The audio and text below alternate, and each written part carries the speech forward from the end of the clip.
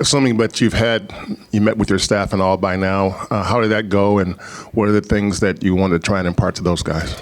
Yeah, we've had exit meetings with players, and I've also had meetings with my coaching staff today, and very productive. I think for me, the way I look at this season is that sometimes losing can give you clarity in terms of where you need to be better. It probably would have been tough to walk in the first day of training camp this year and say, "Hey, we got to improve in this area or that area," and then the guys are looking at me like, "We just won the damn championship."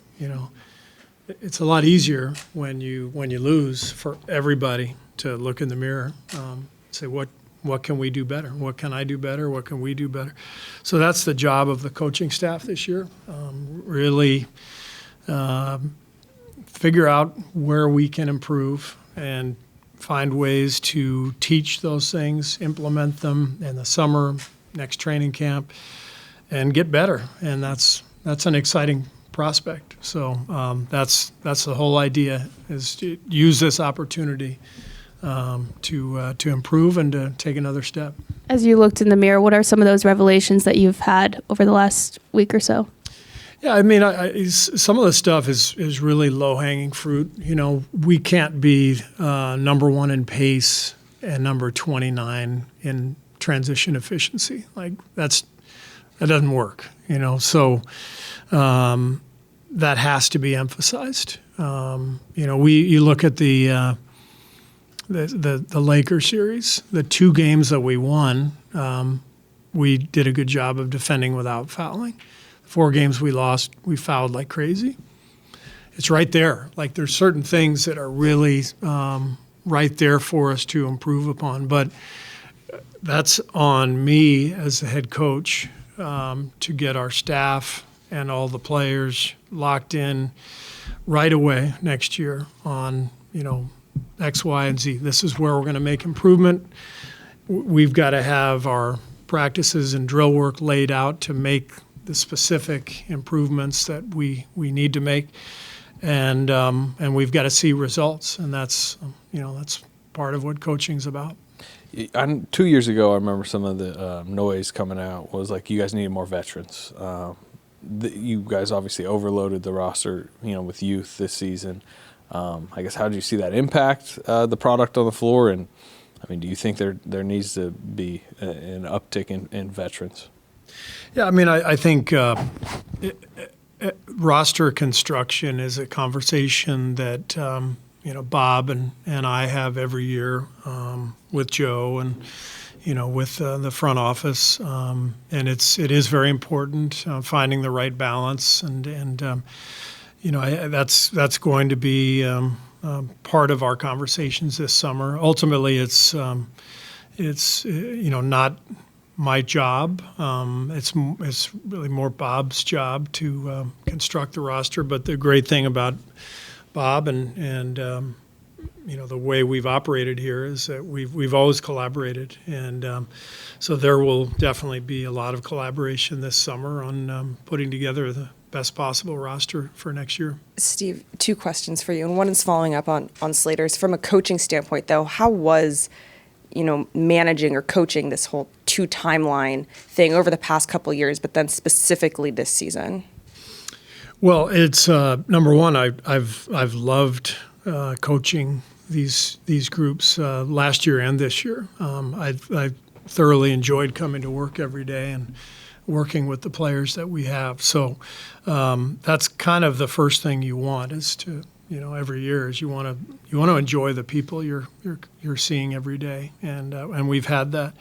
I think we have implemented over the last 2 years a player development system that has been very productive. We've revamped our coaching staff 2 years ago, and Jama Mahalela has really taken charge of that development plan and run with it and done a great job. We've got really good player development coaches, and so it's all part of it. It's you're trying to raise young guys and teach them good habits and teach them how how to win, and you're hoping your veteran players can help mentor those guys, and you put all that stuff in place. And last year we won the championship. This year we lost in the second round. So you can fit the narrative however you want, but every year is going to present different challenges, and you just have to to meet those and do everything you can to help the team. And my second question, you mentioned Bob. Obviously, his contract is still up in the air. What has he meant to this organization for the last however many years he's been there, and just how big of a loss would it be if he were to leave? Yeah, Bob is such an important part of our organization, not only as one of the faces of the organization out there in the NBA world, meeting with other executives and agents and, representing us in that regard, but also with his relationships with our players. He's got such credibility with our guys. There's so much history there, the continuity that exists between Bob and the older players means that he can have those difficult conversations, and sometimes even during games, which is pretty rare, but something that has been a huge help for me. Bob and I have a great friendship, a great working relationship, and I absolutely hope he comes back. But it's also a case where I want what's best for Bob, and if he decides that he's going to leave, of course, I'm going to support him 100%, and we will remain friends for a long time. And I would miss him, but I support him regardless of what he does. Steve, when Maddie asked you if you looked in the mirror, you mentioned some very tangible things, but so much of the Warriors' ethos over the past few years has been very intangible. It's been culture and joy and chemistry. And I'm just wondering how different was this season in regards to all of that than previous seasons, and what do you need to do to kind of get that back? Yeah, I think. I think there was some of that was lost this year for sure. There's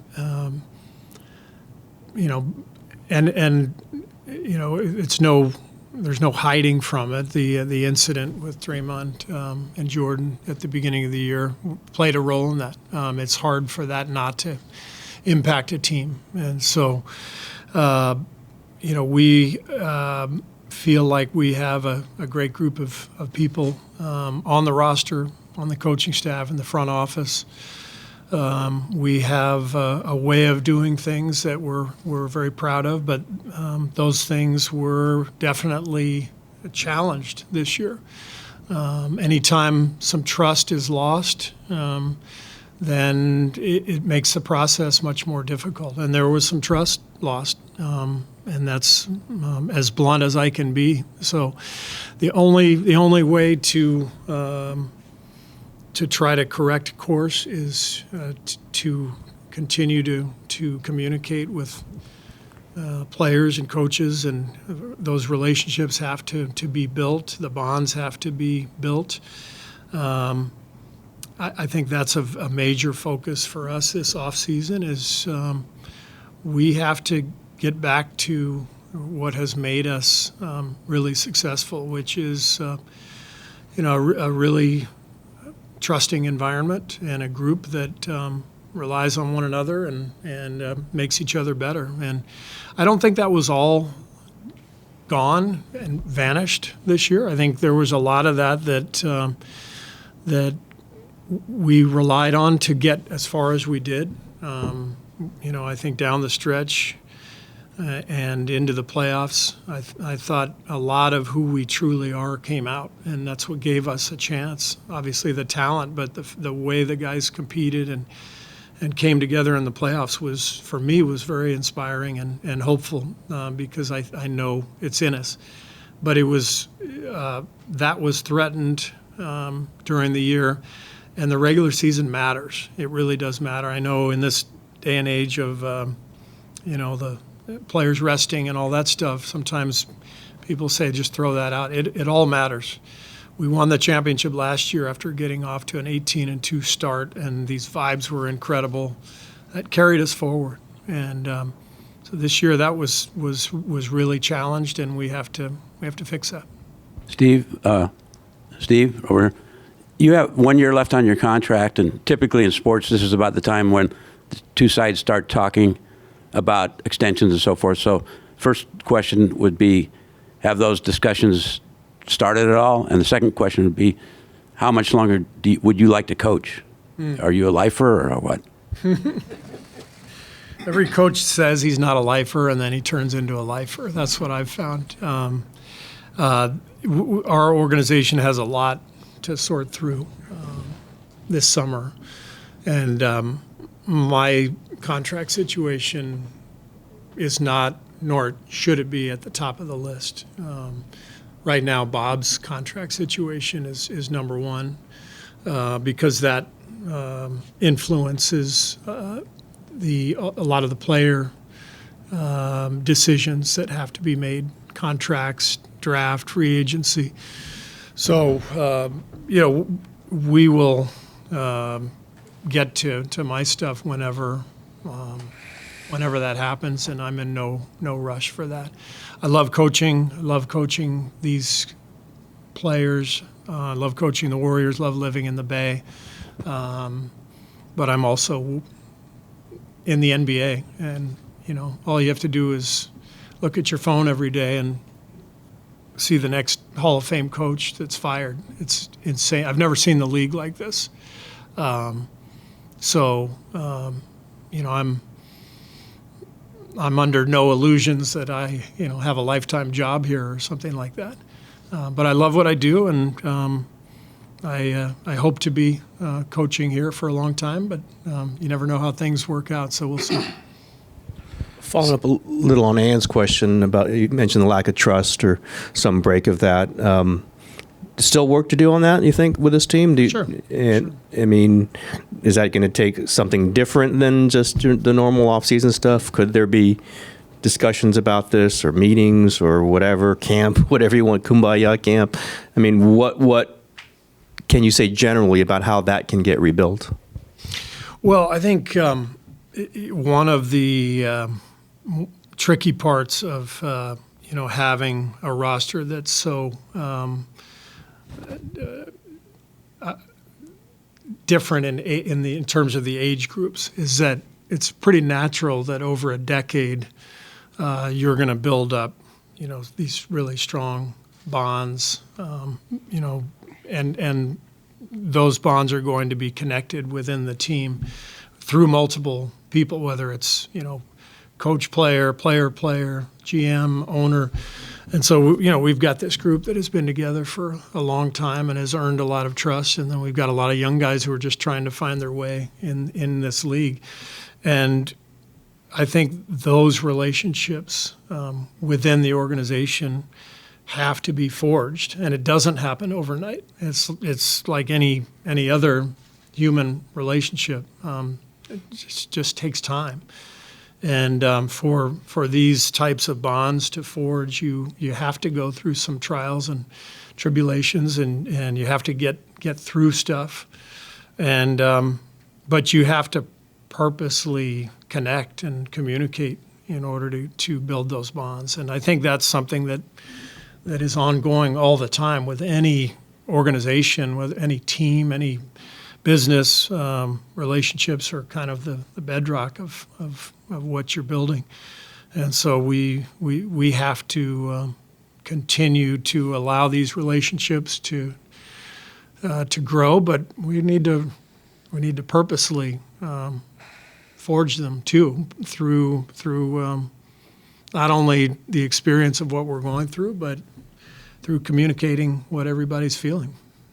Steve, what do you want to see Jordan improve at this summer? And do you still view him as like a franchise building block type piece? Absolutely. I called him one of the foundational six at the end of last year, and I still believe that. It's important to remember Jordan did some really good things this year. He had a tough playoff stretch, but he averaged 20 points a game for us. It's hard to average 20 points a game in the NBA. So he helped us win a lot of games. He helped us win a championship a year ago. He would be the first to admit it wasn't his best season. But that's how these things go. That's how careers go. So as his coach, it's my job to help him get better and help him, really find his groove and find a good comfort zone next year. I think the number one thing is he can be more efficient. He's such a talented player that we can help him get better shots offensively.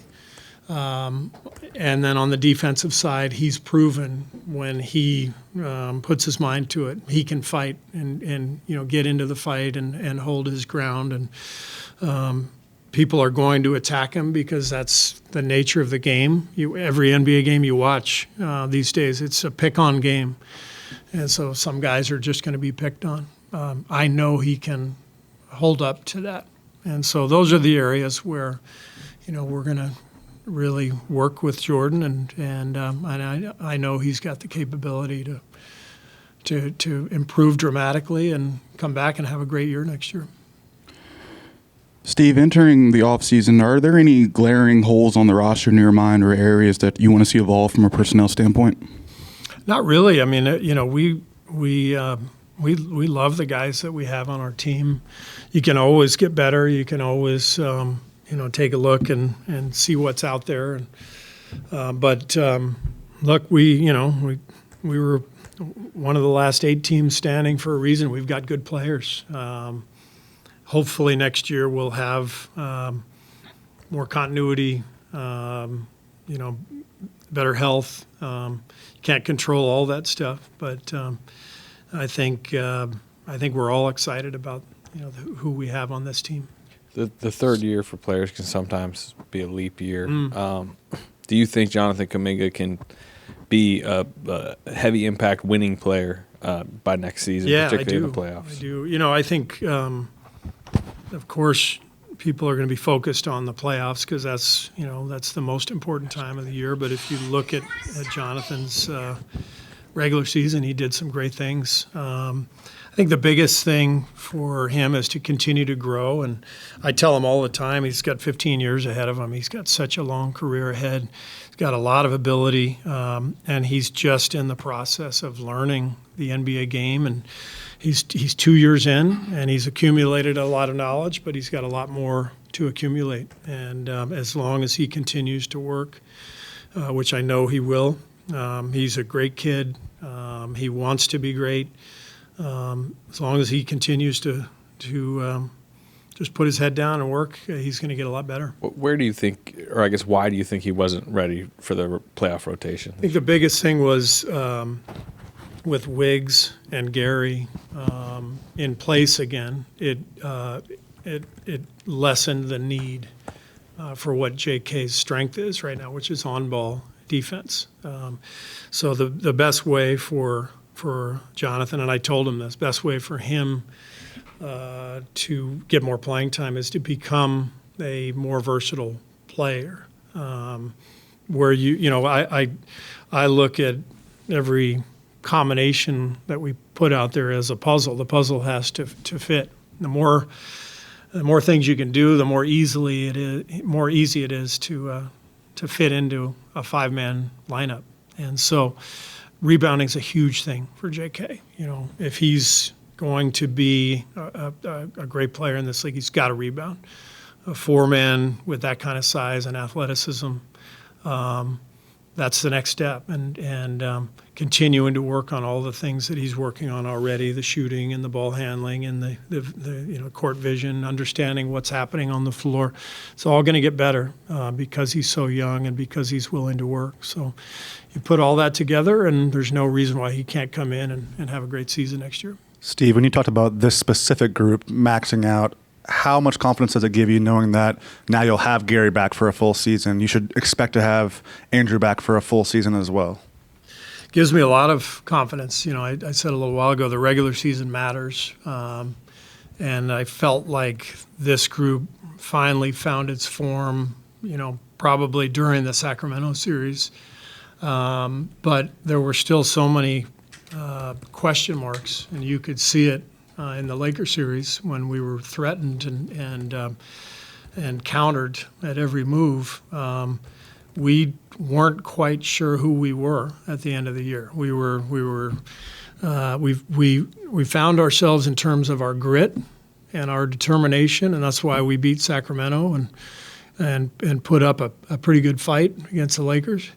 But we didn't have an identity. Steph said it after Game 6. We didn't have enough variety in the way we could score, and that only happens through repetition in the course of the regular season. And so I think, coming back next year, hopefully, as you said, with Wiggs and Gary for full years, young players continuing to get better, I think from the start we can build that identity and be a more efficient, more versatile team come playoff time.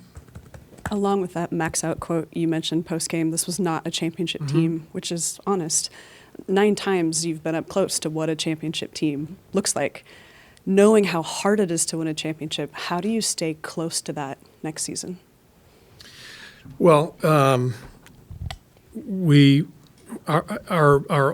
older guys are obviously the ones who are responsible for the banners that are hanging in there. Draymond, Steph, Clay. I know they are determined to come back and play at a high level. And I have no doubt that they're going to be prepared and ready to start camp. And there'll be some energy and maybe a little more of an edge than we started with this year from those guys. And the young guys have to just continue to work and grow. But as I said, this has to be a team-wide thing. Everybody has to improve, including me. We all have to really do some reflection, and then as a staff we have to present to the players. Here's how we can get to the next level and implement that immediately, starting this summer, and try to check those boxes and take the next step.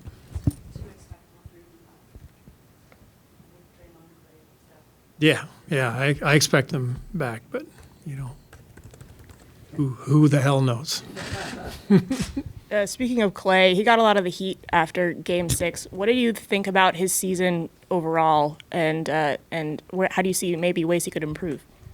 I think Clay's second half of the season was fantastic. I know that things didn't end the way he had hoped in the playoffs, but I think there's a lot of things we can do as a team to help get better shots for each other next year that I think will help Clay. I think the biggest thing for Clay is to have a great offseason. At 34, 33, I think, with 2 major injuries behind him, this is a time where he's got to be more prepared than ever for the first day of training camp. Not only physically, handling the injuries and the strength and conditioning part of everything, but also understanding that as you get older, you've got to get better in areas you can improve upon. You can't rely on the same things you could rely on at 28 or 27. So there are areas where he can get better, and he's going to focus on those things this summer and come in and have a great year next year. Steve, with you guys ending the season a month or so earlier than you wanted to, how much can this extra rest actually be beneficial next season, just getting the guys' legs back under them? And you mentioned the edge as well.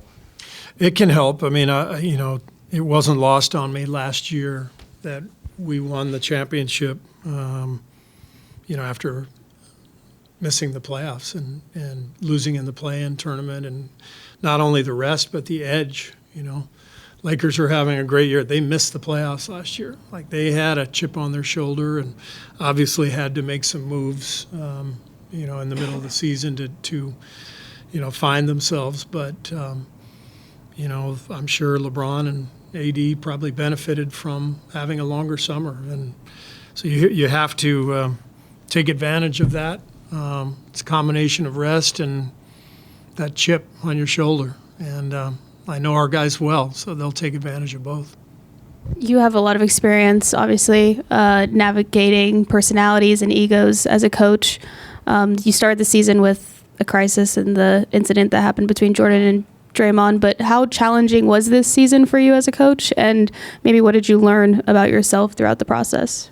It was challenging, but in a relative fashion. I mean, I'm still coaching basketball. I still get to come into this building every day and be around a bunch of people I love being around and do what I love. So challenging, yeah, but I'm not digging ditches. I'm doing what I love. And every season is filled with challenges, and there's definitely more sort of outside noise than ever before in this job, as every coach can attest to.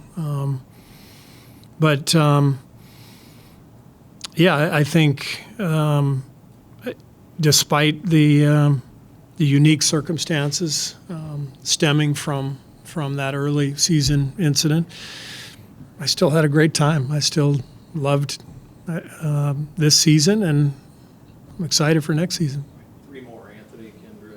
You've mentioned the incident now a few times, obviously, and Draymond is at the heart of it, obviously. How necessary? To be fair, you guys have asked about the incident too. So Also I didn't true. just bring it up, really. Yeah. And I'm about to ask about it again. All right. No. I mean, he comes with a lot, Draymond, obviously.